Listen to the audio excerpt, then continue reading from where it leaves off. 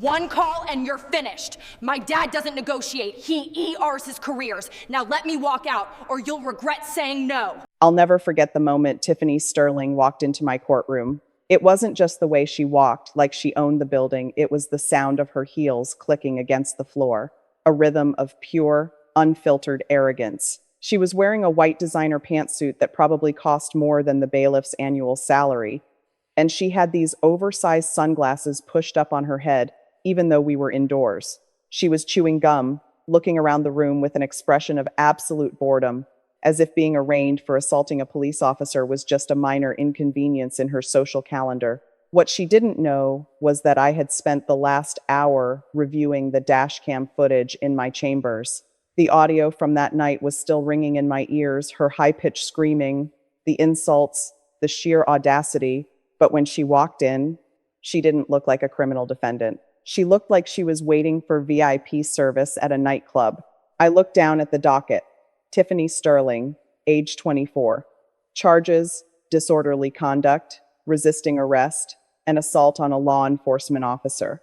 But the name that cast the biggest shadow in the room wasn't hers, it was her father's, Senator Michael Sterling, a man known for his law and order speeches on television.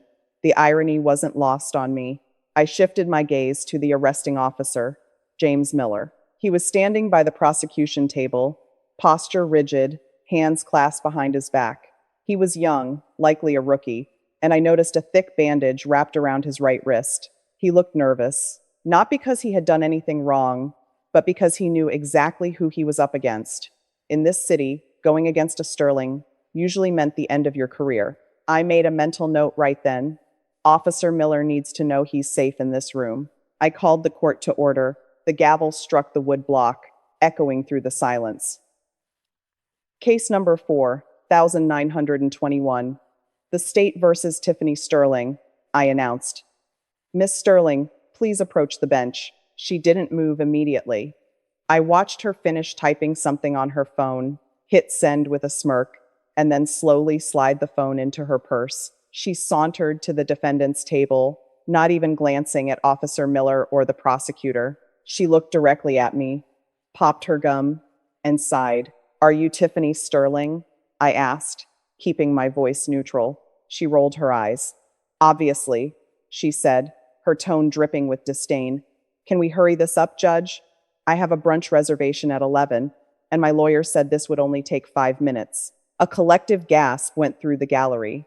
Even her lawyer, Mr. Van Daren, a man who charged $500 an hour, looked like he wanted to disappear into the floor. He quickly stood up, adjusting his tie nervously. Your Honor, my client is under a lot of stress. We apologize for the tone. I held up a hand, silencing him. I don't need your apology, Mr. Van Daren. I need your client to understand where she is. I leaned forward, locking eyes with her. Miss Sterling, let me be very clear. You are facing felony charges. You allegedly injured a police officer. This is not a brunch date. This is a court of law. You will show respect, or you will find yourself in a holding cell faster than you can send a text message. For the first time, her smirk faltered, but only for a second. The entitlement came rushing back like a flood. She laughed a cold, sharp sound. Look, she said, waving a hand dismissively towards Officer Miller. My dad already spoke to the chief of police. This is all just a big misunderstanding. That officer, whatever his name is, was being aggressive. I was just defending myself. I'm the victim here. I felt that familiar heat rising in my chest. It's the feeling I get when someone tries to use their privilege as a weapon to bludgeon the truth. I looked at Officer Miller. Is that true? Officer, were you aggressive? Miller shook his head. No, Your Honor. I pulled her over for doing 60 in a 35 zone. When I asked for her license, she started screaming that I didn't know who she was. When I asked her to step out of the vehicle because I smelled alcohol, she attacked me. Tiffany interrupted, shouting over him. I didn't attack you. I was reaching for my phone to call my father. You grabbed me. I sat back in my chair. She was lying. I knew she was lying because I had seen the video. And I knew, right in that moment, that Tiffany Sterling wasn't used to hearing the word no. But today was going to be different. The courtroom was silent, save for the hum of the air conditioning and the faint, rhythmic tapping of Tiffany Sterling's acrylic nails on the defense table. She looked bored, almost annoyed that I hadn't immediately dismissed the case upon hearing her father's title. She genuinely believed that her version of reality, where she was the victim and Officer Miller was the aggressor, would be accepted simply because she said it. I leaned forward, clasping my hands together on the bench.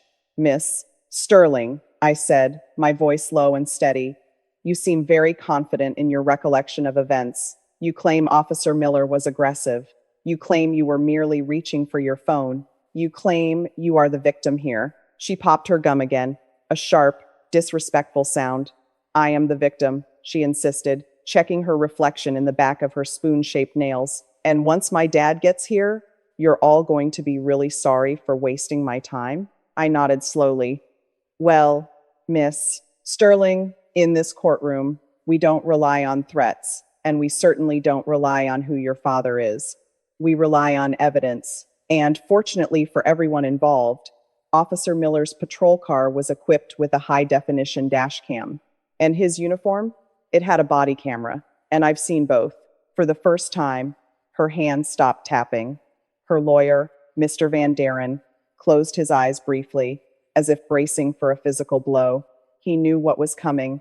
Tiffany, however, just narrowed her eyes at me. "So? It's just going to show him harassing me." "Bailiff," I said, not taking my eyes off her, "please dim the lights and play Exhibit A." The large monitors mounted on the walls flickered to life. The courtroom darkened, shifting the focus entirely to the glowing screens.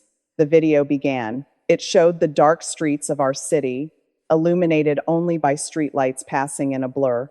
The speedometer on the dashcam readout showed the patrol car accelerating to catch up to a white convertible Tiffany's car, which was weaving dangerously between lanes. We watched in silence as the siren wailed. The white car didn't pull over immediately. It continued for another 3 blocks, swerving toward the curb and then jerking back into the lane. When it finally came to a stop, it was at a crooked angle, taking up 2 lanes of traffic. On the screen, Officer Miller approached the vehicle cautiously. His voice was clear, calm, and professional. "Good evening, ma'am. I pulled you over because you were going 60 in a 35 zone. Can I please see your license and registration?" The Tiffany on the screen didn't hand over a license. Instead, she leaned out the window, her words slurring heavily. "Do you have any idea who I am? My father is Senator Sterling. You can't pull me over. I'm going to a party." Officer Miller remained patient. "Ma'am, I still need to see your license. Please step out of the vehicle. I smell alcohol on your breath." That was the trigger. On the screen, Tiffany threw the car door open so violently that it almost hit Miller. She stumbled out, almost falling in her high heels. "Get away from me," she screamed, her voice distorting the microphone. "You're just a peasant with a badge. I'll have your job. I'll have your life." Then came the moment she had denied under oath just seconds ago. Officer Miller reached out a hand to steady her as she swayed. "Ma'am, please turn around," he said. Tiffany lunged. It wasn't a reach for a phone. It was a clawing, frantic strike at his face. We saw her nails rake across his arm as he raised it to protect himself. We saw her kick him in the shin. We heard the vile string of profanities she screamed as he wrestled her arms behind her back to cuff her. "I'm going to ruin you," she shrieked on the video. "My dad will destroy you." The video ended. The lights came back up. The silence in the courtroom was now heavy, suffocating. Every eye in the gallery was fixed on Tiffany Sterling. She wasn't looking at her nails anymore. Her face had gone pale, her mouth slightly open, but it wasn't shame I saw in her eyes. It was shock. Shock that her behavior, which she had likely gotten away with a dozen times before, was now being broadcast for everyone to see. I turned to Officer Miller. "Officer," I asked, gesturing to the bandage on his wrist, "is that from the victim defending herself?" Miller nodded. "Yes, Your Honor. 4 stitches." I turned back to Tiffany. "Miss Sterling," I said, letting my anger seep into my voice. That video didn't show a confused young woman reaching for a phone. It showed a violent, intoxicated individual assaulting a public servant. It showed someone who believes the laws of this city are beneath her, You lied to this court, and you did it with a smile on your face. Tiffany stood up, her chair scraping loudly against the floor.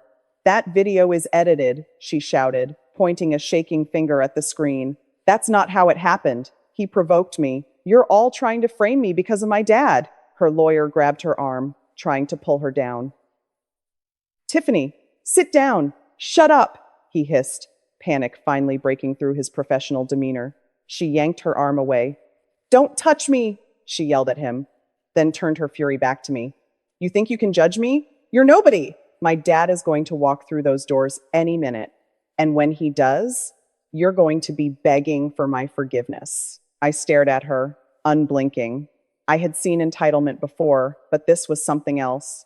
This was delusion. And I knew right then that a simple fine or a slap on the wrist wasn't going to teach Tiffany Sterling anything. She needed a reality check, a hard one. Miss Sterling, I said, my voice cutting through her shouting, since you are so fond of your father's influence, let's see what he has to say about this. Bailiff, is Senator Sterling in the building? The bailiff nodded. He just arrived, Your Honor. He's outside. Bring him in, I ordered. Tiffany smirked again, crossing her arms triumphantly. Finally, she said, now you're in trouble. She had no idea. The double doors at the back of the courtroom swung open with a heavy thud. Senator Michael Sterling walked in, flanked by two men in dark suits who stayed by the entrance like sentries. He looked exactly like he did on the campaign posters, plastered all over the city, silver hair perfectly coiffed, a navy suit tailored to within an inch of its life, and an air of command that sucked the oxygen right out of the room. He didn't look at the gallery. He didn't look at the bailiff. He walked straight toward the defense table, his eyes fixed on me.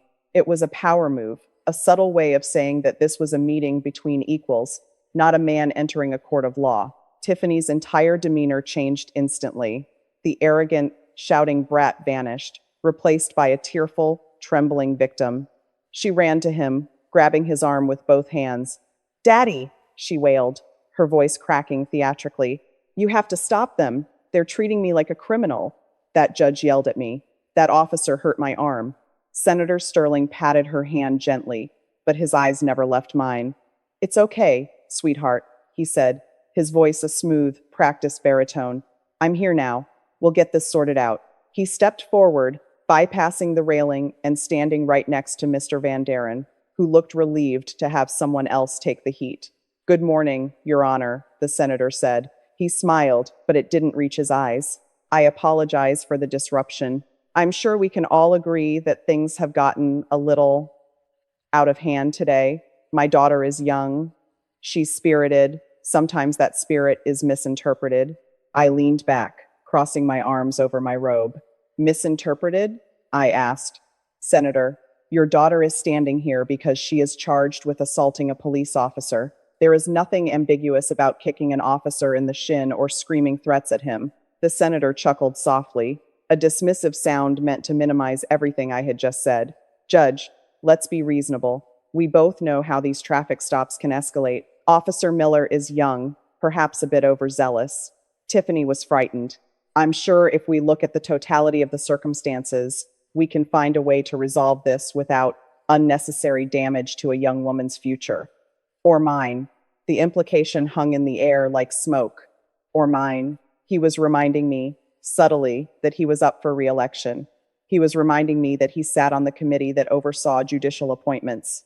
It was a threat, wrapped in a smile. I looked at him, then at Tiffany, who was now smirking again behind her father's shoulder, confident that the adults were fixing her mess. Senator, I said, my voice dropping to a dangerous chill, your daughter stood in this courtroom 5 minutes ago and claimed that you had already spoken to the chief of police. She claimed this case was fixed. She claimed she was untouchable because of you. For the first time, the senator's smooth mask slipped. A flicker of genuine alarm crossed his face. He looked at Tiffany sharply. She said that? She sure did, I confirmed. And she did it under oath. So, I have to ask you, Senator Sterling, and I remind you that this court is on the record. Did you call the chief of police to make this go away? Are you obstructing justice in my courtroom? The room went deathly silent. This was the question that could end a career. If he said yes, he was admitting to a crime. If he said no, he was calling his daughter a liar in open court. Tiffany tugged on his sleeve, her eyes widening. Daddy, tell him. Tell him you fixed it. Senator Sterling pulled his arm away from her, shrugging her off. He straightened his tie, looking from her desperate face to my stern one. He cleared his throat. Your Honor, I made a call to inquire about her safety. That is all. I never asked for special treatment. If my daughter implied otherwise, she was mistaken. Tiffany gasped. You liar, she screamed, her face turning red. You told me you'd handle it. You told me I didn't have to worry. Miss Sterling, I barked, slamming the gavel. Silence. I turned back to the senator.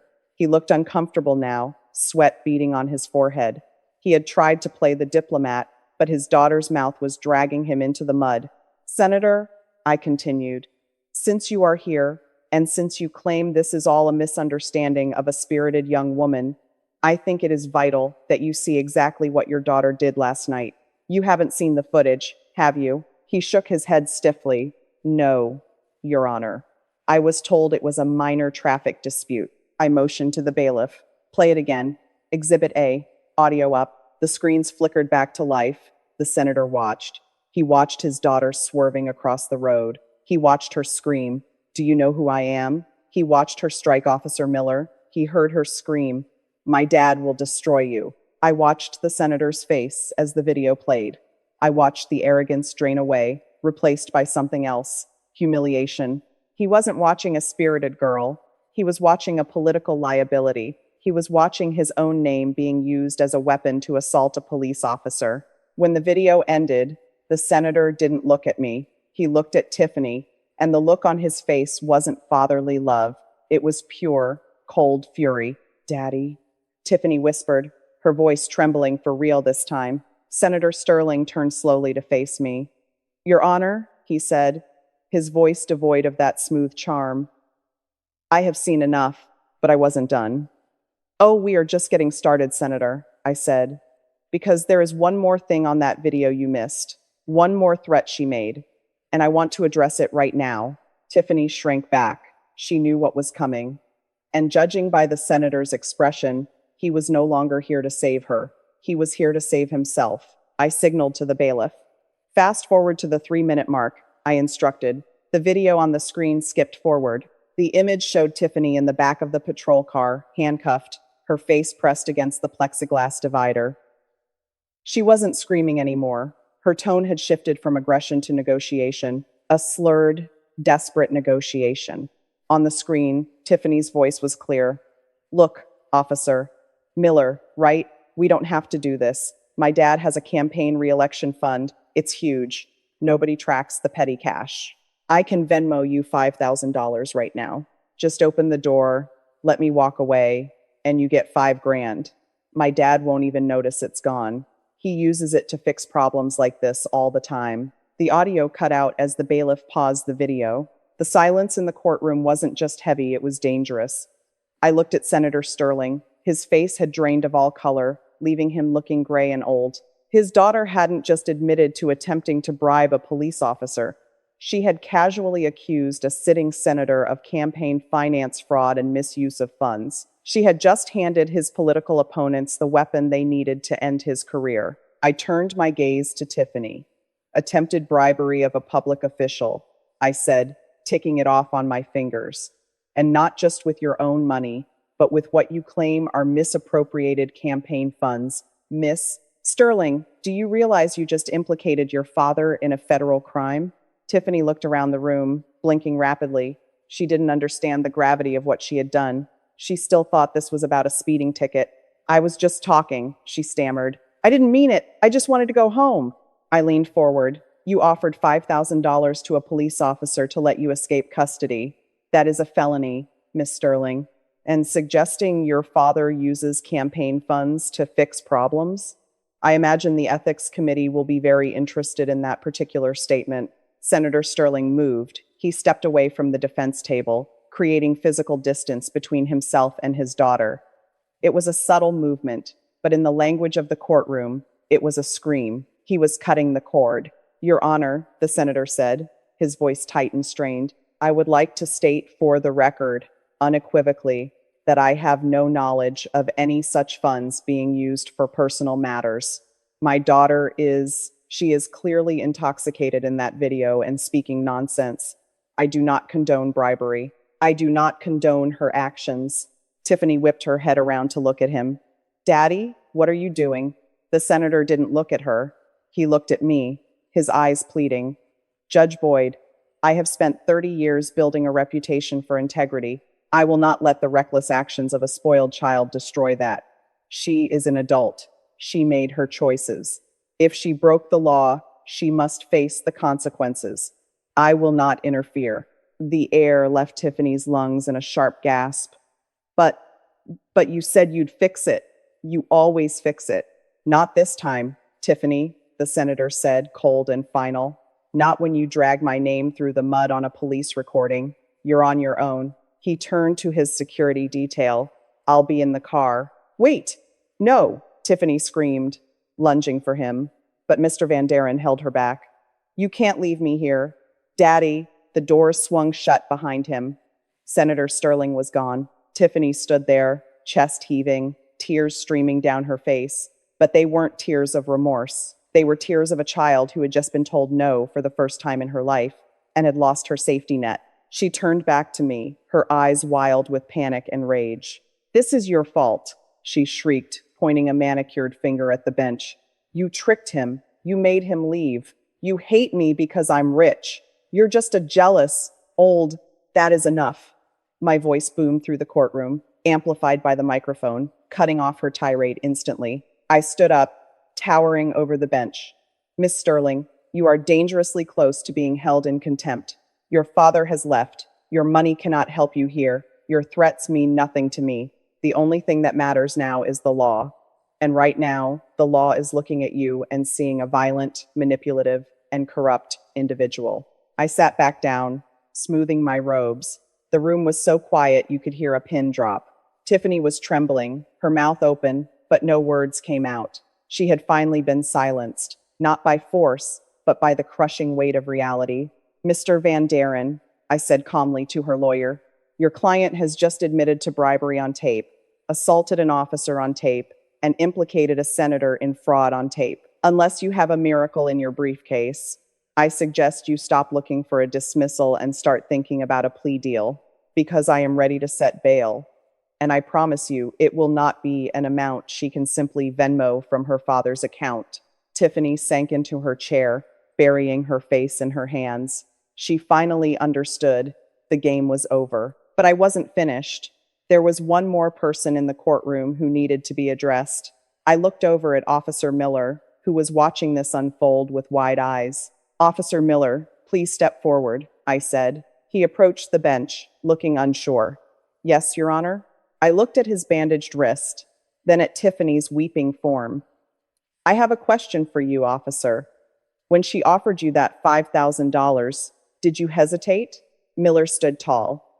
No, Your Honor, not for a second. I nodded. I know. And that is why we are here. Because integrity isn't for sale. But Miss Sterling seems to think everything has a price tag. Let's see if she can afford the price of what she did next. I turned back to the prosecutor. Madam Prosecutor, in light of the video evidence regarding the bribery attempt, are you amending the charges? The prosecutor stood up, a shark sensing blood in the water. Yes, Your Honor. The state moves to add 1 count of attempted bribery of a public servant and 1 count of terroristic threats. Tiffany's head snapped up. Terroristic threats? I looked at her, my expression unreadable.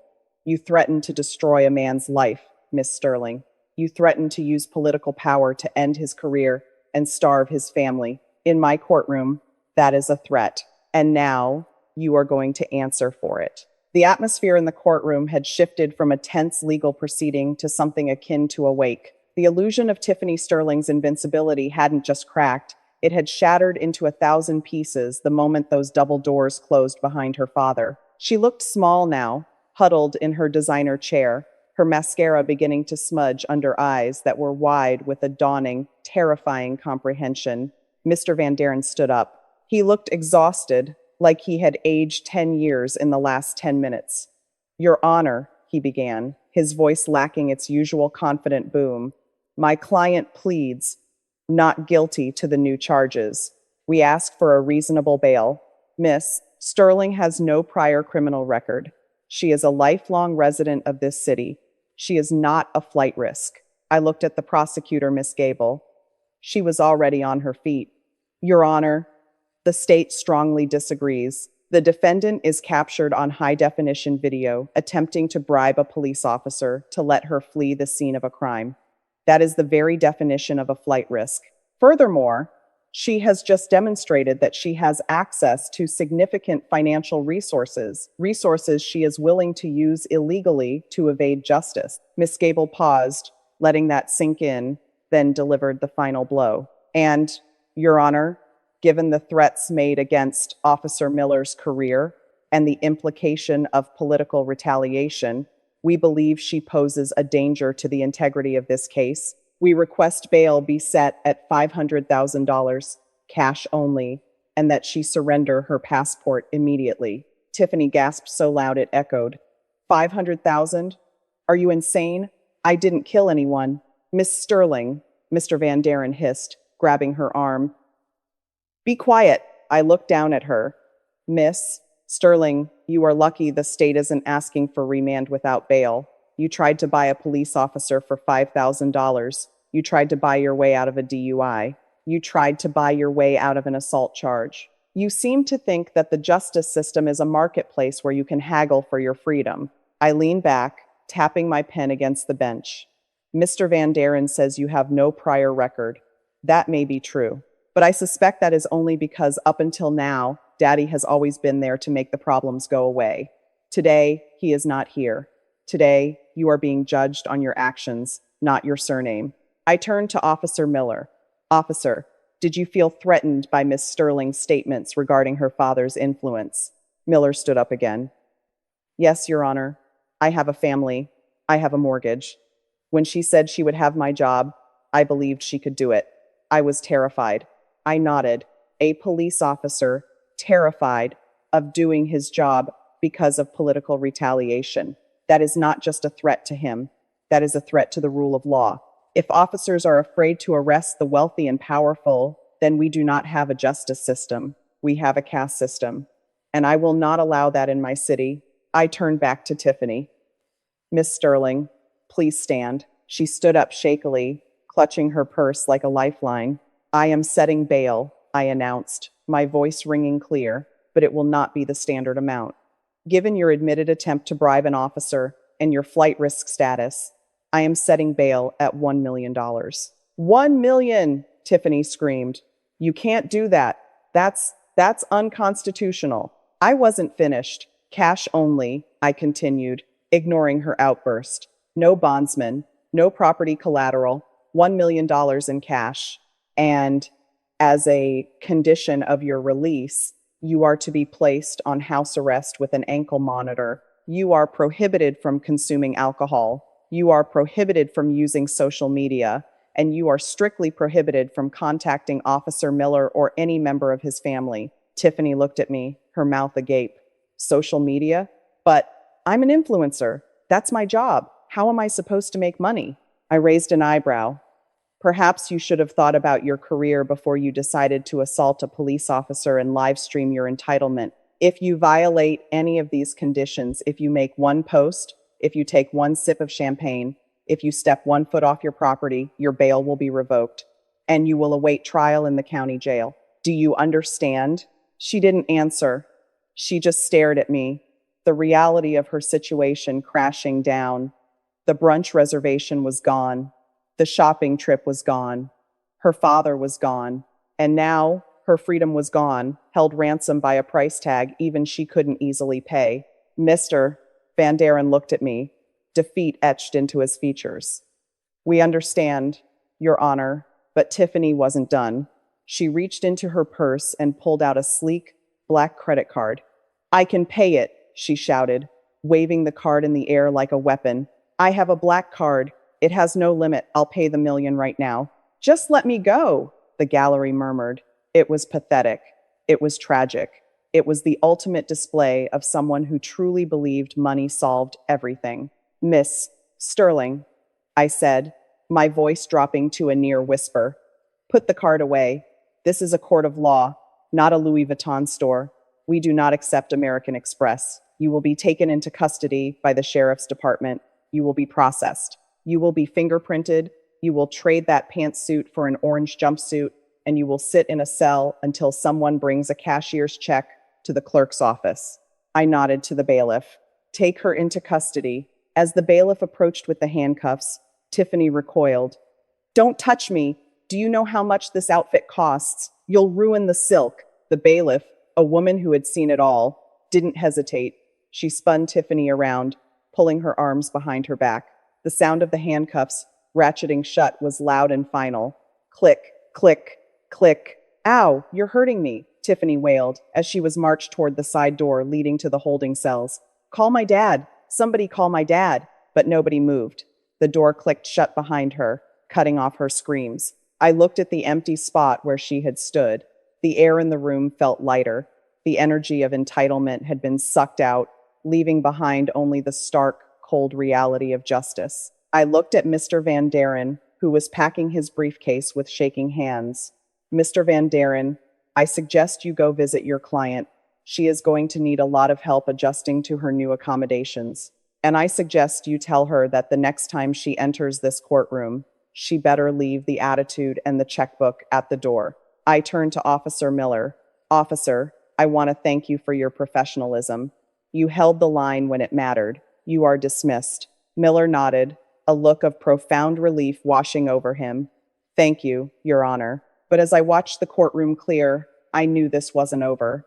Tiffany Sterling was in a cell, yes, but $1 million was just a number to people like the Sterlings.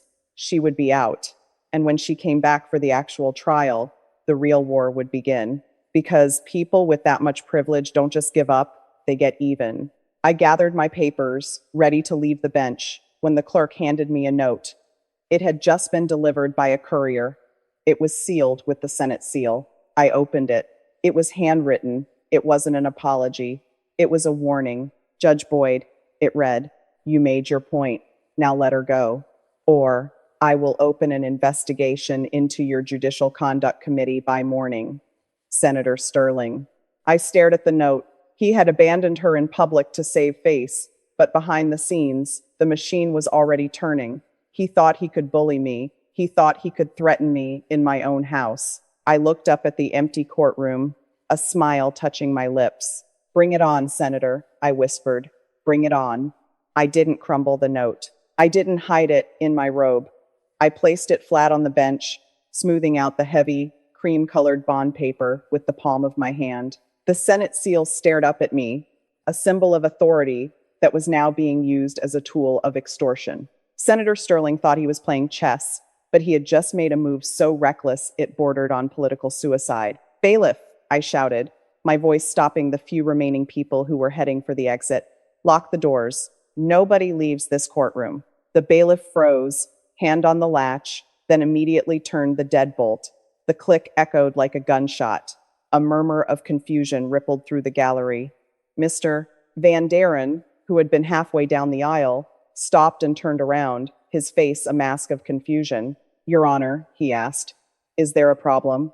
Mr. Van Daren, Miss Gable, please approach the bench immediately, I ordered, and bring the court reporter back to her station. We are going back on the record. The lawyers hurried forward. When they reached the bench, I didn't say a word. I simply spun the note around so they could read it. I watched Mr. Van Daren's eyes scan the handwritten scrawl. I saw the moment the blood drained from his face. He gripped the edge of the bench, his knuckles turning white. Oh my God, he whispered. He didn't. Tell me he didn't write this. It is on his personal stationery, Mr. Van Daren, I said coldly, delivered by his personal courier.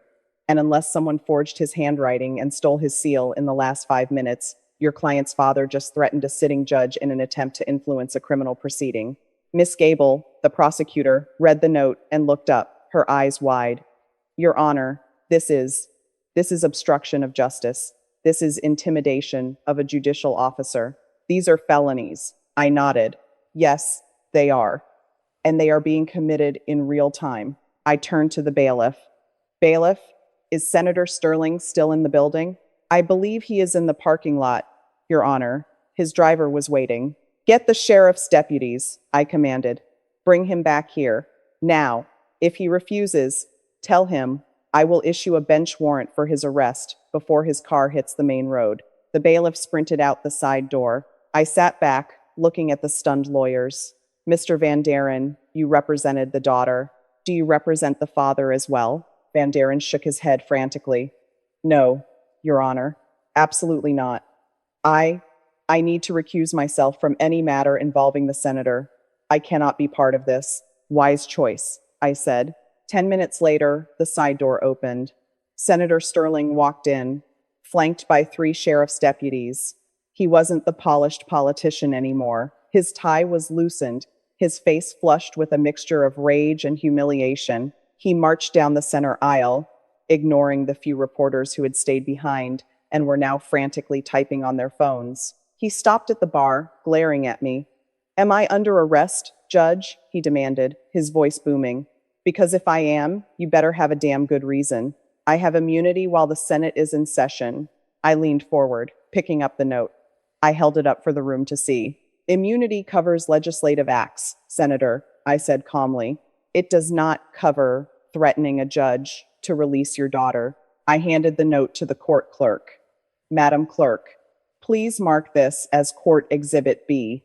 Read it into the record, please. The clerk took the note, her hands trembling slightly. She cleared her throat and read aloud. Judge Boyd, you made your point. Now let her go, or I will open an investigation into your Judicial Conduct Committee by morning. Senator Sterling. The words hung in the air. The senator's jaw tightened. He knew he had been caught, but his arrogance wouldn't let him back down. I wrote that in confidence, he snapped. It was a private correspondence. You have no right to read that in open court. I slammed the gavel down so hard the wood cracked. There is no such thing as a private threat to a judge regarding a pending case. I roared. That is an ex parte communication, and it is illegal. You attempted to coerce this court. You attempted to leverage your political power to bypass the law. And you did it in writing? Senator Sterling sneered. You're playing a dangerous game, Boyd. You think you can take me down? I appointed half the judges in this state. I can end you. I looked at him, and for the first time, I felt a strange sense of calm. He didn't get it. He truly didn't get it. Senator, I said softly. You seem to think this is a game of power. It isn't. It's a matter of law. And in this room, you are not a senator. You are a suspect. I turned to the prosecutor. Miss Gable, in light of this new evidence, do you have a motion? Miss Gable stood tall, adjusting her glasses. Yes, Your Honor. The state moves to hold Senator Michael Sterling in criminal contempt of court. We also request that he be remanded into custody immediately, pending formal charges for obstruction of justice and intimidation. I looked at the senator. He laughed. You can't be serious. You're going to jail a United States senator? Do you have any idea the storm you're bringing down on yourself? I looked him dead in the eye. Senator, I've weathered storms before, but you've never been in the rain without an umbrella holder. Let's see how you handle getting wet. I raised my gavel. Michael Sterling, I find you in direct criminal contempt of court. Your behavior is an affront to the dignity of this institution and a direct threat to the administration of justice. You are sentenced to 30 days in the county jail, effective immediately. 30 days, he shouted, stepping forward as if to storm the bench. You can't do that. The deputies moved in instantly, grabbing his arms, and, I added, raising my voice over his protests, I am referring this matter to the district attorney for felony prosecution. You wanted an investigation, Senator? You got one, but it won't be into me. It will be into you. Take him away. Senator Sterling struggled, his face turning a deep shade of purple. I'll destroy you. I'll bury you. Do you hear me, Boyd? You're finished. His threats echoed off the walls as the deputies dragged him out the same door his daughter had gone through just an hour before. The courtroom fell silent again. Mr. Van Daren sat slumped in his chair, staring at the empty space where the most powerful family in the city had just been dismantled, piece by piece. I looked at the clock. It wasn't even lunchtime yet. I turned to the clerk. Call the next case. But before she could speak, the doors burst open again. This time, it wasn't a politician. It wasn't a lawyer. It was the chief of police, and he didn't look happy. He walked straight to the bench, ignoring protocol. Judge Boyd, we have a problem, he said, his voice low and urgent. I looked down at him. What now, Chief? He leaned in close, whispering so the gallery couldn't hear. The prison transport van carrying Tiffany Sterling. It never made it to the jail. My blood ran cold. What do you mean it never made it? The GPS cut out 10 minutes ago, the chief said grimly. And we just found the van abandoned under the 4th Street overpass. The driver is unconscious, and Tiffany Sterling is gone. The word gone hung in the air like smoke after a gunshot. For a moment, the only sound in the courtroom was the frantic typing of the court reporter, who had frozen mid-sentence. I looked at the chief of police, his face grim and pale. Define gone, I demanded, stepping down from the bench. Did she run? Did she overpower the driver? The chief shook his head. No, Your Honor. This wasn't an escape. It was an extraction. The transport van was rammed by 2 black SUVs just 3 blocks from the courthouse. 4 men in tactical gear, armed with assault rifles, neutralized the driver and took her. It took less than 90 seconds. This wasn't an impulse decision, Judge. This was a planned military-grade operation. My eyes darted to the side door where the deputies had dragged Senator Sterling just minutes ago. The note, the threat, the arrogance, it all clicked into place. The senator hadn't been threatening me to get me to release her legally. He was stalling. He was creating a chaotic diversion in the courtroom to keep everyone distracted while his team hit the transport van outside. Bring him back, I growled. Bring the senator back in here, now. The deputies hauled Michael Sterling back into the courtroom. He wasn't struggling anymore. He looked composed, almost bored, dusting off the sleeve of his jacket as if the handcuffs were a minor fashion faux pas. When he saw the chief of police standing next to me, a small, knowing smile played on his lips. Something wrong, Judge? Sterling asked, smooth as silk. Did you lose something? I walked right up to the bar, violating every protocol of judicial distance. Where is she, Michael? I asked, my voice low and dangerous. You just turned a bribery charge into armed kidnapping and federal conspiracy. Do you have any idea what you've done? Sterling laughed softly. I haven't done anything. I've been in your custody. Remember?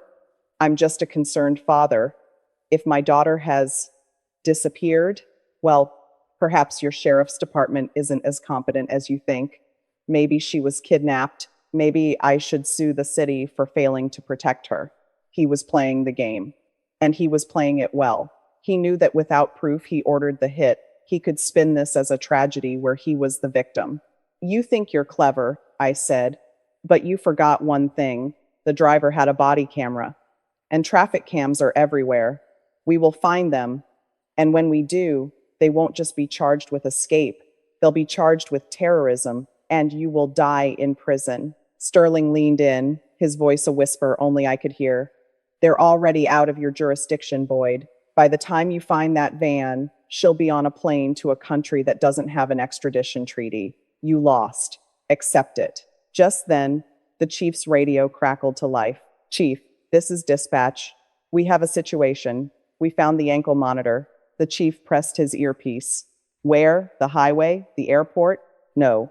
Sir, the dispatcher's voice was shaky. We found it in a dumpster behind the old steel mill on River Road. And Chief, we found the getaway vehicles too. They're torching them. Sterling's smile widened. See? Like ghosts. Wait, the dispatcher continued. We found something else. One of the suspects, he left a phone. It looks like he dropped it in the haste. Techs are pulling the last dialed number now. The color drained from Sterling's face instantly. A phone? He whispered. That's impossible. My men are professionals. They don't make mistakes like that. I saw the crack in his armor. Your men? I asked loudly. So you admit they are your men? Sterling clamped his mouth shut, realizing his slip. The chief listened intently to his earpiece, then looked up at me with wide eyes. Judge, we got the number. It didn't call the senator. It called Julian Vance. The name hit the room like a bomb. Even Mr. Van Daren gasped.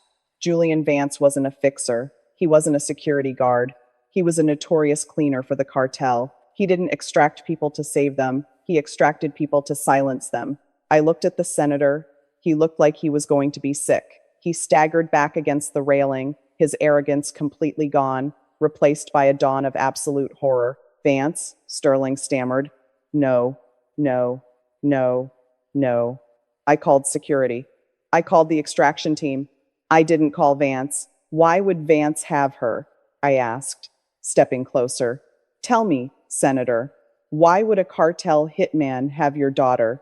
Sterling looked at me, his eyes wild with panic. The campaign funds, he whispered, his voice trembling. The money she talked about in the video, the money she offered the officer. It wasn't just my money. It was theirs. It was laundered money. If she tells the feds where that cash came from. He grabbed my robe with his handcuffed hands, pulling me close. Judge, you don't understand.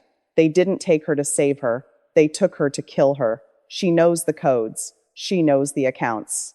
If she's with Vance, she's already dead. The courtroom spun.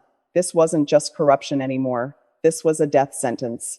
The senator hadn't ordered the extraction. His backers had. They had heard Tiffany's confession on the video feed, likely leaked or monitored, and decided she was a loose end that needed to be cut. Chief, I shouted, get every unit to the steel mill. Lock down the city. We are not hunting a fugitive anymore. We are hunting a hostage. It's too late, Sterling screamed, tears streaming down his face.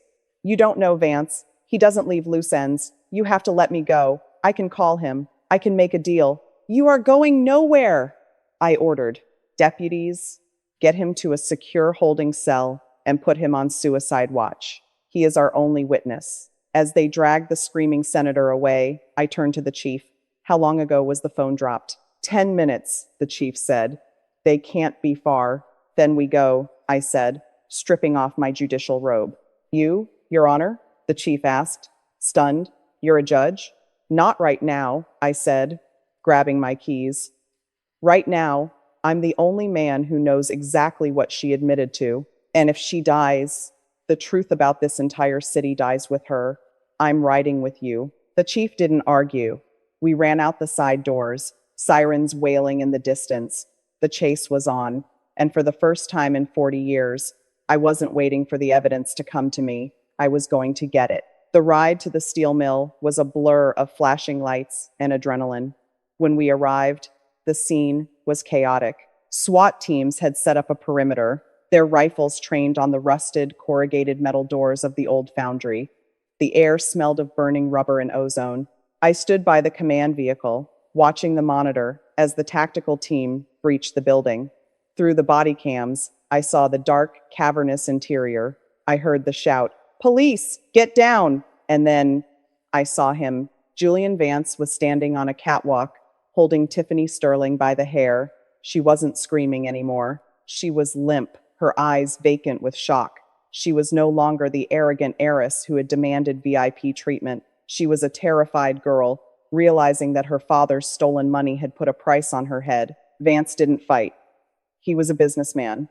He saw the laser sights on his chest, dropped his weapon, and raised his hands. The moment he surrendered, the illusion of the Sterling family's power evaporated completely. They brought Tiffany out, wrapped in a shock blanket. When she saw me standing there, next to the chief, she stopped. She didn't glare. She didn't demand a lawyer. She just looked at me with haunted eyes and whispered, "He left me. My dad left me." I didn't answer. There was nothing to say. The law would handle the rest. Fast forward 3 months, the courtroom was packed. Reporters from every major network were squeezed into the gallery. But the atmosphere was different today.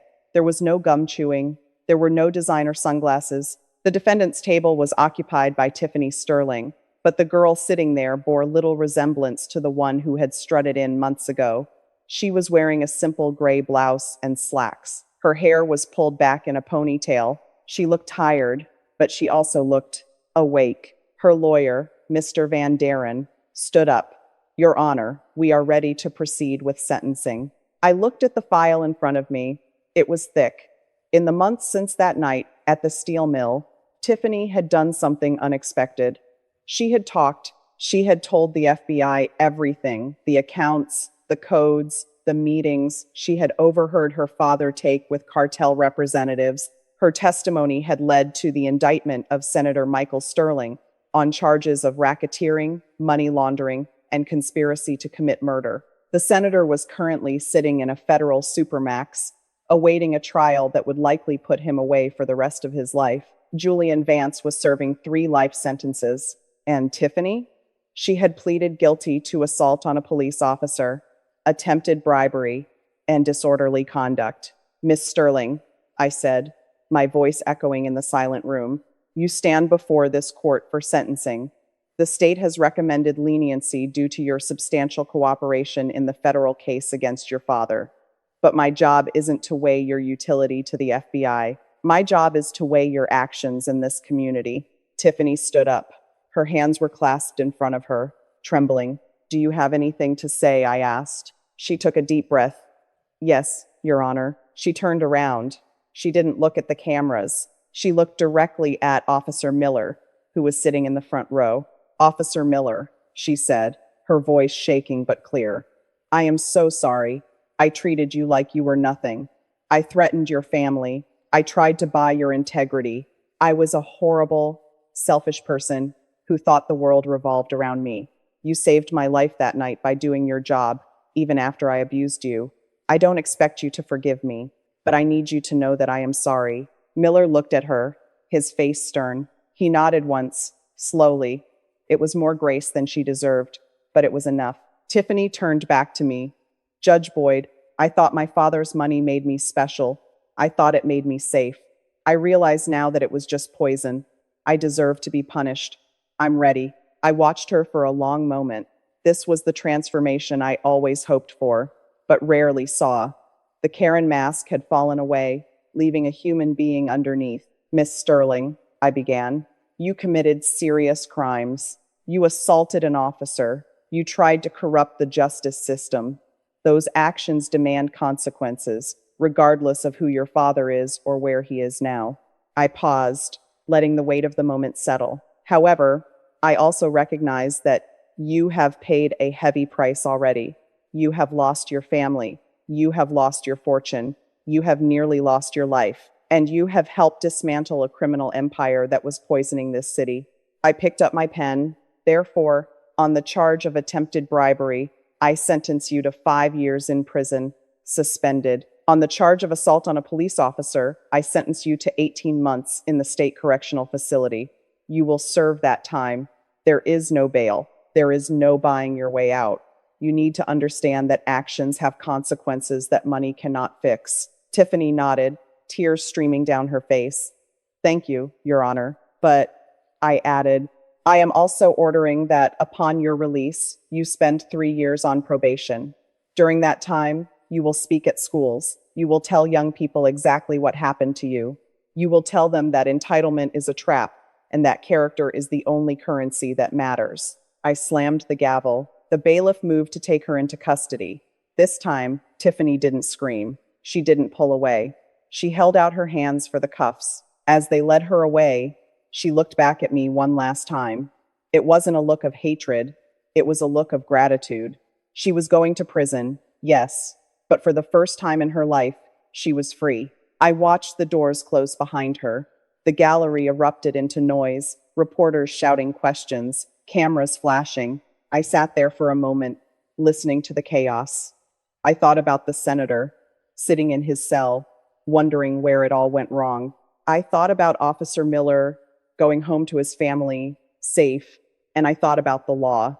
It isn't perfect. It's messy. It's complicated. But sometimes, just sometimes, it gets it right. I stood up and gathered my robes. Court is adjourned.